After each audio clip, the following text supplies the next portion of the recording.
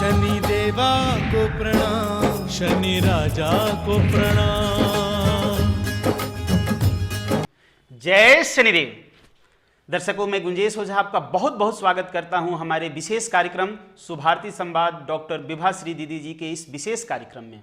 दर्शकों, आपको बता दें, डॉक्टर विभाश्री दीदी एक महिला शनि साधिका हैं और यह देश में ही नहीं विश्व में भी अपना परचम लहरा रही हैं। साथ साथ यह एक मोटिवेशनल एक्सपर्ट भी हैं और मोटिवेशनल एक्सपर्ट होने के नाते यह एक महिला ज्योतिषाचार्य भी हैं। एस्ट्रोलॉजी में इनका एक अलग पकड़ है। शनि साधिका रूप में कितने लोगों का यह कल्याण कर चुकी हैं। शनि अनुष्ठान करवाती हैं, शनि साधना यंत्र देती हैं और न जाने कई तरह के अभिव्यक्ति मंत्रों द्वारा लोगों को उपचार देती हैं। चिकित्सा शिविर भी इनका लगता है और उसके माध्यम से कई लोगों को ठीक भी की हुई हैं।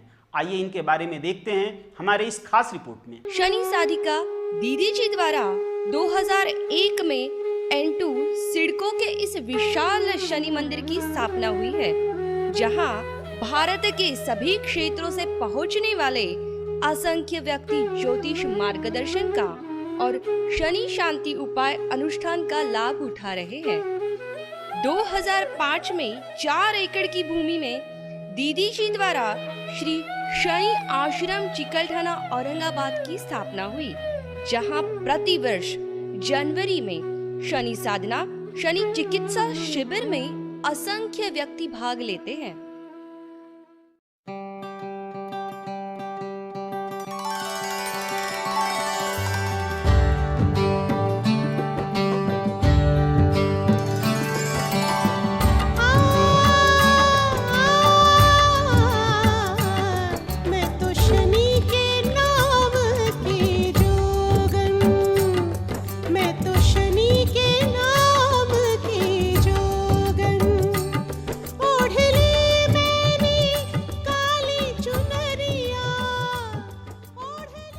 आपकी श्री शनिदेव जी की कठोर साधना से 26 किताबें, 26 सीडीज उपलब्ध है। आपके द्वारा भारत के 8 बड़े मंदिरों में शनिदेव जी की प्रतिष्ठा स्वयं पुरोहित बनकर की है। बम्बई की फिल्मी दुनिया में, बॉलीवुड में आप उनकी निजी मार्गदर्शक शनि एक्सपर्ट दीदी जी के नाम से प्रसिद्ध है। जन्म पत्रिका निर्माण में आपकी बराबरी कोई नहीं कर सकता। भारत के सैकड़ों कार्यक्रमों की सफलता के अलावा विदेशों में Nepal, Dubai, Malaysia, Singapore, Bangkok, USA आदि में अनेक आयोजन करने वाली आप भारत की पहली आध्यात्मिक महिला है।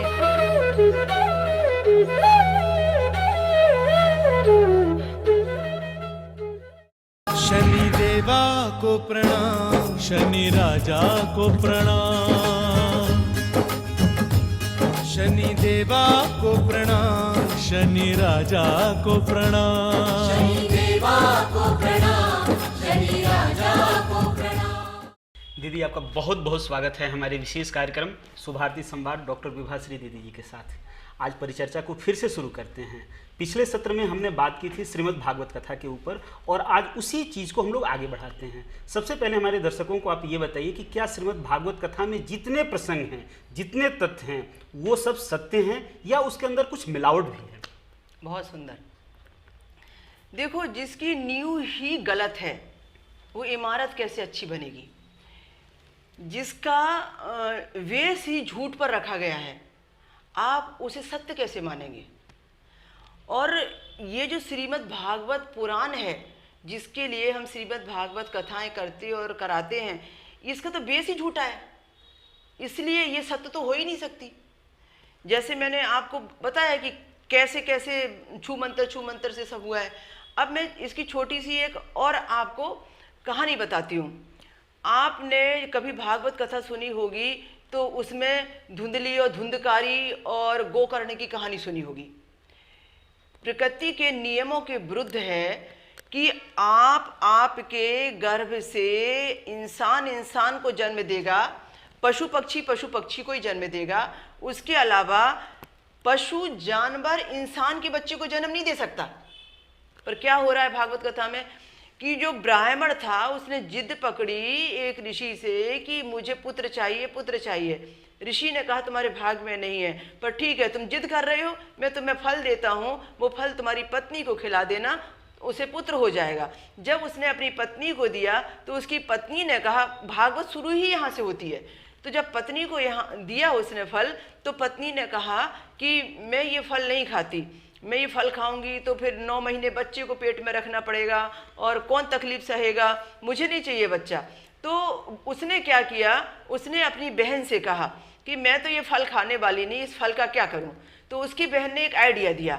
उसकी बहन ने कहा कि देख बात ऐसी है, मैं प्रेग्नेंट हूँ, मेरा बच्चा होगा मैं तुझे दे दूंगी, तुझे गर्भ रखने की जरूरत नहीं है, और ये जो फल है इस फल को तेरी गाय को खिला दे। उसने उस फल को गाय को खिला दिया। अब 9 महीने के बाद में वो गाय को लड़का हो गया, गाय को बेटा हुआ। अब देखो यहाँ से ही प्रकृति के नियम को तोड़ दिया, यहाँ से मजाक समझ लिया परमात्मा की बनाई हुई सृष्टि का, कि आप पशु के गर्भ से आप बच्चा पैदा कर रहे हो। कमाल की बात है। अब जो बच्चा पैदा हुआ उसको गाय के जैसे कान हो गए और पूरा बच्चा था, वो आगे जाके गोकर्ण बना, वो बड़ा विद्वान बना, वो ऋषियों के जैसा रहा, ऐसा बताते हैं ये गाय के बच्चे के बारे में। अब उसके बाद में वो धुंधलकारी की कहानी आपको सबको मालूम है कि किस तरह से वो परेशान करता था माँ बाप को और कैसे तकलीफ़ें देता था। फिर उसका अंत हो गया, वो भूत बन गया, उसको भूत योनि से मुक्ति दिला दी किसने, उसके भाई गोकर्ण ने, जो फल गाय ने खाया था और गाय का बच्चा हुआ था, उसने उसकी मुक्ति दिला दी। अब कमाल की बात ये देखिए आप, जिस भूत का जिक्र ही नहीं है हमारे वेदों में, वो पुराणों में भूत घुस गए। ये पुराणों से ही भूत प्रथा लागू हुई कि भूत बनते हैं, आदमी भूत बन जाता है, आत्माएं होती हैं, ऐसा वैसा, इन्होंने पूरे अंधविश्वास फैला दिए। यहाँ से ही अब भूतों की एंट्री हो गई। फिर वो भूत बन गया, फिर उसको मोक्ष दिलाया। फिर ये कथा उसमें दिया है भागवत पुराण में, यदि आप ये भागवत पुराण घर में नहीं करेंगे, नहीं सुनेंगे, तो जिंदगी में आपको कभी मोक्ष नहीं मिलेगा। आपको जीवन में यदि मोक्ष पाना है तो आपको ये भागवत सुननी ही पड़ेगी और सुनानी भी पड़ेगी दूसरों को। और इतना दिया है कि मतलब ये है कि इस भागवत पुराण का 4था हिस्सा भी आपने सुन लिया तो आपको अश्वमेध यज्ञ करने का पुण्य मिल जाएगा। इस तरीके से बड़ा वर्चस्व दिखाया है ये नकली कहानियों को लेकर। तो ये तो मैंने दीदी, मैं यहाँ पे इंटरप्ट करूंगा एक बात को लेके कि श्रीमद् भागवत कथा, ये हमारे दर्शकों को आप आज ही इस चीज को बताइए कि ये श्रीमद् भागवत कथा जो है ये मोक्ष के लिए है या ज्ञान के लिए है? सही बात तो यह है कि ना इसमें मोक्ष है ना इसमें ज्ञान है। ज्ञान तो कुछ है ही नहीं है, क्योंकि ज्ञान तो हम उसे कहते हैं जो परमात्मा ने दिया है। ज्ञान तो हम कहते हैं जो श्रीमद् भागवत गीता में है। ज्ञान तो हम उसमें कहते हैं जो मनुस्मृति में, जो पौराणिक स्मृति थी जिसमें दिया था। हम इसे ज्ञान कैसे कहेंगे? ये तो टोटल अज्ञान ही अज्ञान है, जो अंधविश्वास फैलाने का काम कर रहे हैं। लोगों की धर्म की मान्यताओं में, हंसी मजाक में उनके आस्था के साथ खिलवाड़ कर रहे हैं। इसमें ज्ञान तो हो ही नहीं सकता। इसमें इतनी सारी कहानियां हैं और मिलावटी कहानियां हैं सारी की सारी, कि इतना बढ़ चढ़ के जो कहानियों को बताया गया है। अब देखो, आपको विश्वास दिलाने के लिए उसमें ऐसा किया गया कि आप कैसे विश्वास मानेंगे कि वेद व्यास जी ने लिखा है। क्या कहानी मड़ी है। सूत जी का जिक्र आया, सनकादि ऋषि का जिक्र आया, नारद का जिक्र आया, आपका शौनक ऋषि का जिक्र आया, फिर उसमें वेद व्यास जी बोले उनसे, फिर नारद जी वहाँ पहुँचे और नकली कहानी बना दी गई कि एक भक्ति रानी थी, उसके 2 बेटे थे। वो ज्ञान था एक का नाम, वैराग्य था एक का नाम। वो दोनों बेटे बूढ़े हो गए थे पर भक्ति यंग थी पूरी। फिर उसने भक्ति ने बताया कि मैं वृंदावन में आई तो मैं यहाँ युवा हो गई। अब देखो, वृंदावन के लोगों ने महिमा मंडित करने के लिए वृंदावन को कैसे बताया कि कोई भी व्यक्ति वृंदावन में आएगा तो जैसा युवा हो जाएगा वो है। अब सोचो, इसे ये निश्चित रूप से इसमें किसी वृंदावन में रहने वाले ब्राह्मण का टोटल हाथ रहा होगा जिसने भी ये लिखा होगा। उसके बाद, क्योंकि ये सब वैष्णव धर्म की ही देन है ये सारी। अब उसके बाद में फिर वृंदावन में से नारद जी गुजरे। नारद जी ने देखा भक्ति रानी रो रही थी और भक्ति के आजू बाजू में बहुत श्रेष्ठ खूबसूरत नारियां जो है वो उसको पंखा झुला रही थी।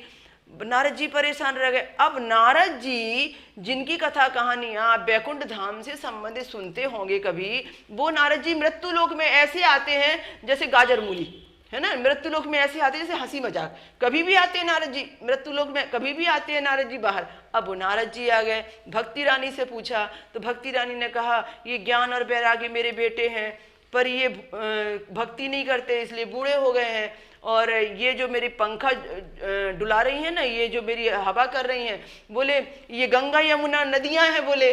और नारद जी ने कहा भक्ति इतनी पवित्र है और भक्ति का प्रताप देखो कि गंगा यमुना जैसी नदियां उसको पंखा झुला रही हैं। अब देखो हमने नदियों का मानवीकरण कर दिया। नदी पहाड़ तालाबों को सबको पुरुष बना दो और स्त्री बना दो, जब जी में आए मानवीकरण कर दो और जब जी में आए बहा दो। ऐसे ही तो महाभारत काल में मिलावट कर दी, तब तो उनका मानवीकरण कर दिया सारा। तो ठीक इसी प्रकार से हो रहा है कि ये भागवत कथा का मूल ही झूठा है, जिस पर ये कथा टिकी हुई है। फिर श्री कृष्ण के बचपन की कथाएं, फिर ऐसा था वैसा था, फिर माखन चोरी करते थे, ये करते थे वो करते थे। अभी किसने लीला रची, किसने ये कहानियां बनाई? कपड़े चुरा के लेके जाते थे, ऊपर चले जाते थे, वो भगवान थे तो भगवान कैसे निर्वस्त्र लोग नहा रहे हैं तुम उनके वस्त्र उठा के ले जाओगे? वो तो भगवान है, तुम उनका चरित्र कैसा बता रहे हो? इसका मतलब है कि तुम ये सिखा रहे हो कि आज की युवा पीढ़ी भी ऐसा कर सकती है। अब उसके बाद में वो तो 16,000 नारियों का तो जो है तो चलो है ही, वो तो उन्होंने ठप्पा लगा ही दिया उनके चरित्र के ऊपर। अब उसके बाद में जो कहानी आगे बढ़ती है कथा की, उसमें जितना भी भगवान के बारे में बताया गया है, चस्का लगा लगा के सब बताया गया है। आज के समय में यदि व्यक्ति वैसा जीवन जीता है तो क्या वो पूजनीय बनेगा? पूजनीय भगवान को गीता के ज्ञान में ही बताया गया है, सिर्फ श्रीमद् भागवत गीता में ही बताया गया है। ये जो भागवत कथाएं होती हैं, ये जो भागवत कथा पुराण है, इसके श्री कृष्ण को आप श्रीमद् भागवत गीता के श्री कृष्ण से पैरेलल खड़ा करके देखो तो जमीन आसमान का अंतर है। हम उन श्री कृष्ण को मानते हैं जो श्रीमद् भागवत गीता के योगेश्वर हैं, जो श्रीमद् भागवत गीता को रचने वाले परमात्मा हैं, जगदीश्वर हैं। हम ये कथा कहानी करने वाले मरने वाले श्री कृष्ण को नहीं मानते, जो उन्होंने 1000 रूप उनके बता दिए। तो ये कथा कहानियाँ जितनी हैं उनके ऊपर फिर फिल्में बनी, फिर सीरियल बने, क्योंकि अब सब तो बिजनेस था, गोरख धंधा था, सबको तो पैसे कमाने थे, सबको रोजी रोटी इनकम सोर्स था। कौन किसको रोके और कौन किसको मना करे? आर्य समाज के लोगों ने दबी आवाज में पहले बहुत कुछ कहने की कोशिश की, पर नतीजा क्या निकला? महर्षि दयानंद सरस्वती को बार बार जहर दिया गया, क्योंकि वो बार बार कहने की कोशिश कर रहे थे ये नकली है, ये नकली है, ये गलत है, ये गलत है। लोग सुनते थे क्या उनको? सोचते थे ये रास्ते का कांटा है, ब्राह्मण बात खत्म कर देगा, हमारे पुराणों के प्रति आस्था खत्म कर देगा। हमने जो रूल बनाए हैं, जो हमने धर्म संहिता बनाई है, वो धर्म संहिता को ये हटा देगा। फिर लोग हमारी पूजा कैसे करेंगे? हमें दान दक्षिणा कैसे मिलेंगी? हम श्रेष्ठ कैसे कहे जाएंगे? हमारा वर्चस्व कैसे स्थापित होगा? ये बात सोच के ये सब लोग एक पीछे लग गए। किसी भी तरीके से ऐसा व्यक्ति हमारे सामने में नहीं होना चाहिए जो सच्चाई को सामने लाए और सत्य बोले। तो सत्य बोलने वाले आदमी को ज़्यादा लंबे समय तक दुनिया में रहने नहीं देते। हमारे शंकराचार्य के साथ भी तो यही हुआ ना। शंकराचार्य वेदों का प्रमाण लेकर आए। शंकराचार्य ने कहा ये जो तुम सब कर रहे हो, ये संप्रदाय बंद करो, ये सब गलत है, ये सच तो यही है कि परमात्मा एक है। उन्होंने कहा कि ये वेदों को मानो आप। उन्होंने कहा कि ये जो ज्ञान है ये सच्चा और पक्का ज्ञान है। उन्होंने कहा चिदानंद रूपम शिवोहम शिवोहम। उन्होंने इतना सारा ज्ञान दिया। लोगों ने क्या किया? लोगों ने 2 जैन मुनियों ने 400 BC करके और उनका शिष्य बनने का ढोंग करके उनको ही जहर दे के 32 साल की उम्र में उनको ही मार डाला। ये तो हमारे उन लोगों के साथ हो रहा है जो डेयरिंग कर रहे हैं, जो दुनिया में कुछ करने और कहने की हिम्मत कर रहे हैं, और लोग उन्हें सच बोलने से रोक देते हैं। और लोग डरते हैं कि सच बोलने का हश्र तो बहुत बुरा होता है। श्रद्धानंद जी के साथ भी क्या हुआ था? श्रद्धानंद ने भी तो वही कुछ किया जो उनके गुरु स्वामी महर्षि दयानंद सरस्वती ने किया। श्रद्धानंद जी को भी तो गोली मार के हत्या कर दी गई। तो ये तो पूरा लंबा इतिहास चल रहा है। आज हम गहराई में जाके देखते हैं तो एक तो सच बोलने की आदमी हिम्मत नहीं कर रहा है, और जो सच बोलने की हिम्मत कर रहा है तो लोग कहते हैं वो नास्तिक है, लोग कहते हैं कि नहीं वो गलत बोल रहा है। इसलिए कोई व्यक्ति तो हो ऐसा जो ये कहे प्रमाण के साथ में, और मैं जो आपसे कह रही हूँ या मैं जो आपके आगे प्रस्तुत कर रही हूँ, क्या आपको लगता होगा कि बिना प्रमाण की मैं बात करूँगी? क्योंकि आज यदि मेरे पास प्रमाण नहीं इकट्ठे करूंगी, आज मैं दुनिया को प्रमाण नहीं दूंगी, तो कल के दिन ये लोग जो तर्क मुझसे लेकर आएंगे, मेरे पास जवाब नहीं रहेगा। तो पहले तो मैं मेरा जवाब इकट्ठा करूंगी ना, मेरे पास प्रमाण है तब तो मैं इतना डेयरिंग के साथ बात करूंगी कि जो कहा गया है ये गलत है, इसमें मिलावट है, बहुत गहरी मिलावट है, ये साजिश है, ये वामपंथी लोगों की बहुत गहरी साजिश है, ये हमें सनातन धर्म से हटाने की गहरी साजिश है। दीदी, मैं यहाँ पे मेरे जहन में एक क्वेश्चन आ रहा है, एक प्रश्न आ रहा है। मैं भी कई कथा सुनता हूँ और लाइव भी जाता है हमारे टेलीविज़न पे। एक सुदामा चरित्र आता है, बोला जाता है ये कि द्वारिकाधीश के दरवाजे पे कोई भी ब्राह्मण आएगा तो उसे रोका नहीं जाएगा। ये पूरा चरित्र में दिया गया है, पूरा वहाँ पे है। लेकिन जब सुदामा आते हैं तो उन्हें रोका जाता है। रासलीला में ये दिखाया जाता है कि सुदामा को वहाँ के जो वो हैं, क्या नाम है उसको बोला जाए, जो गार्ड हैं, ठीक है, वो उसको मारते हैं, धक्का देते हैं, जाने नहीं देते हैं। फिर कृष्ण भगवान को पता चलता है, द्वारिकाधीश को पता चलता है, वो दौड़ के जाते हैं और उसका लीला ऐसा सुदामा जी के बारे में दिखाया जाता है कि रोंगटे खड़े हो जाते हैं, जिसमें उनको धक्का मुक्का दिया जाता है। तो ये प्रसंग कहां तक सत्य है? सबसे पहली बात तो ये कि सुदामा नाम का कोई व्यक्ति ही नहीं था। सबसे बड़ी बात ये रचनाकारों की रचना में सुदामा है। तो वो सुदामा जो वहाँ जाता है और कहानी मढ़ी जाती है, तो ये झूठ तो एक आपने ही पकड़ लिया कि कहाँ तो कह रहे हैं कि द्वारिका में कोई ब्राह्मण को रोका नहीं जाता और कहाँ सुदामा को बार बार रोका जा रहा है। तो ये तो लिखने वाले को ही नहीं मालूम कि मैंने पहले क्या लिखा था और अभी मैं क्या लिख रहा हूँ। तो ये तो उनकी कई गलतियाँ ऐसी ही पकड़ में आती हैं। पर बात यह है कि सुदामा नाम का तो कोई व्यक्ति ही नहीं था, और जिस प्रकार से जो ये सब कहानी और मनगढ़ंत किस्से गढ़े गए हैं ना, ये मनगढ़ंत किस्सों ने ही हमारे धर्म ग्रंथों में ऐसी जगह बना ली है कि वो धार्मिक नहीं होने पर भी लोग उन्हें धार्मिक कहने लगे हैं। असल में सबसे बड़ी बात तो यह है कि जो पुराण थे, जो पौराणिक ग्रंथ थे, जो ऐतिहासिक ग्रंथ थे, उनको लोगों ने धार्मिक ग्रंथ का लेबल चिपका दिया और वेद व्यास जी का नाम चिपका दिया उस पर। तो ये जो इतनी बड़ी साजिश थी कि हम मनगढ़ंत कुछ भी लिखेंगे और कैसे भी लिख के हम कुछ भी करेंगे और लोग हमें रोकेंगे नहीं, हम सब अपना मनमाना करेंगे, तो ये सब उन लोगों ने कर लिया जिनको भी करना था। अब जैसे मनुस्मृति को जलाया गया, क्यों जलाया गया? क्योंकि वो नकली मनुस्मृतियाँ थीं। आज अंबेडकर नहीं होते कोई और जलाता था।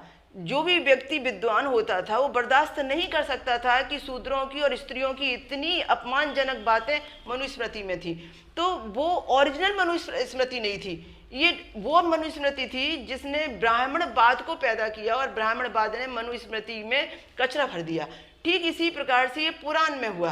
तो ठीक इसी प्रकार से पुराणों में वो सारी कथा कहानियाँ डाल दी अचरा कचरा भर के, जिसमें कि जितना जी में आए उतना अपने नियम थोपो और किसी भी तरीके से लोगों को अपने प्रति आसक्त करके अपनी पूजा करवाओ, अपने दान दक्षिणा के लिए तैयार करो, अपने धंधे पानी चलाओ और अपना कार्य सिद्ध करो। तो इसीलिए खाली सुदामा की कहानी नहीं, बहुत सारी कहानियाँ ऐसी हैं जो टोटल मनगढ़ंत हैं और वो मनगढ़ंत कहानियों पर ठप्पे लग रहे हैं सब कुछ, और वो कहानियाँ आगे बढ़ती चली जा रही हैं। पूरा हनुमान चालीसा मनगढ़ंत है। अभी इससे बड़ी बात और क्या कह सकते हैं? ये बहुत सारी बातें मनगढ़ंत है। और ये जितने भी हम ये गीत सुनते हैं और गीत गाते हैं और ये सब गीतों के बारे में बोलते हैं, और जैसे भी वो इसमें तो महाभारत की कथा भी बताई गई है श्रीमद् ये देवी पुराण में।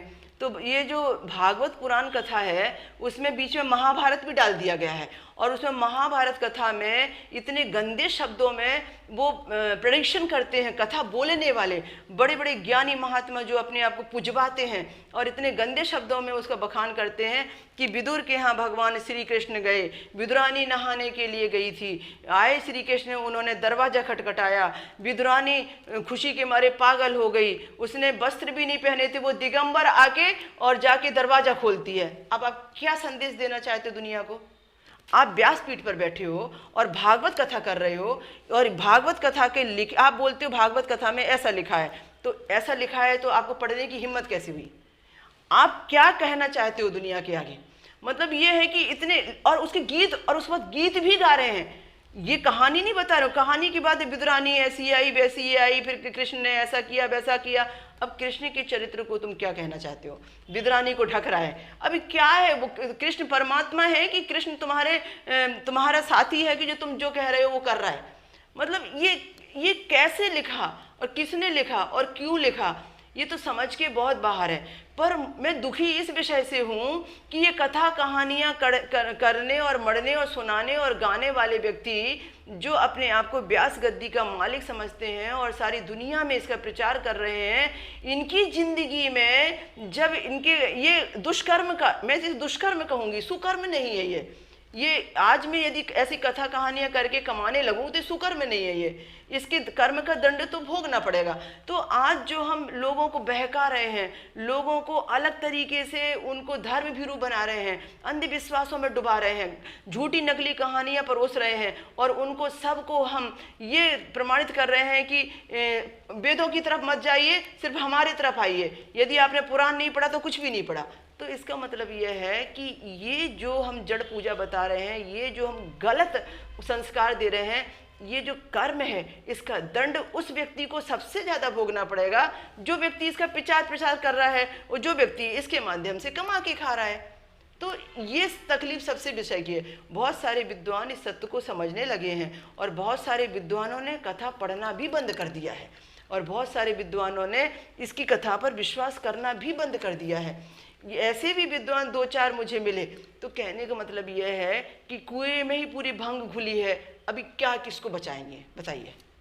दीदी, समय की मर्यादा को देखते हुए हमें परिचर्चा को विराम देना है, लेकिन चलते चलते हमारे दर्शकों को ये बताइए कि श्रीमद् भागवत कथा और श्रीमद् भगवत गीता में क्या अंतर है?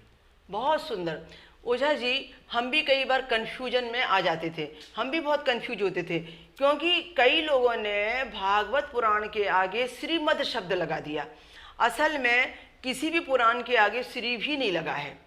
आप कोई भी पुराण उठा के देख लिए, विष्णु पुराण, गरुड़ पुराण, ब्रह्म पुराण, आप नारद पुराण, जो भी वराह पुराण, मत्स्य पुराण, श्री का कोई लेना देना नहीं है, श्रीमद् तो बहुत दूर की बात है।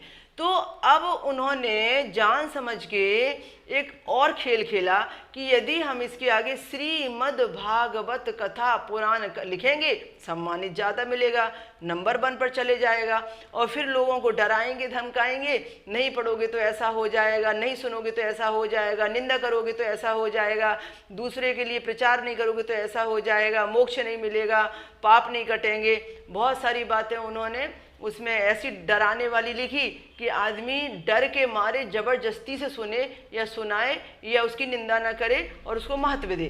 तो इस तरीके से अब श्रीमद् भागवत कथा और श्रीमद् भगवत गीता, जमीन आसमान का फर्क है।